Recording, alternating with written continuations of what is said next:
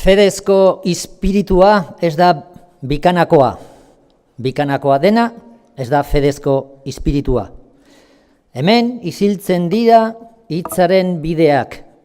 Ez baita jagoitik, ez iraganik, ez orainik, ez eta gerorik. Mende honetako pentsamenduaren zurrunbilotik ideia soil bat atxikitzekoa balitz, hause har nezakela nioen behin bilkuratik etzerakoan. Haizeak, euri bortitz zeharrak eta hotzak basterrak katestatzen zituela.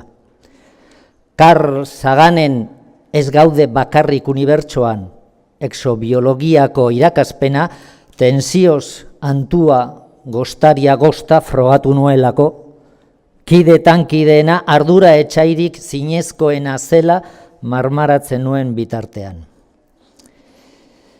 Gau hartan, kanpoan galerna horroaz ari zela, itzuli aurretik, goseak amikatua, adizkidearen etxean geldialdi bat egin nuen, haren aitak iratiko oletan ondu gazna deliziosetik naka tiratzeko lehiaz.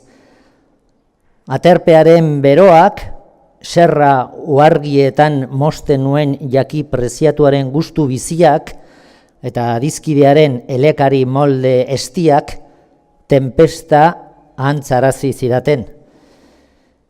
Egonaldi laburra emendatuz joan zitzaidan, gauerditik harako orduak maite nituela errepikatuz, eta ondarrean adizkidearen gomendioak jarraituz egiazki jarri nintzen. Gazna ez da zutik jaten, planta zaitez gurekin, mailan, ala jinkoa. Presatua naiz, oren bata da jadanik eta bide luzea daukat egiteko oraino.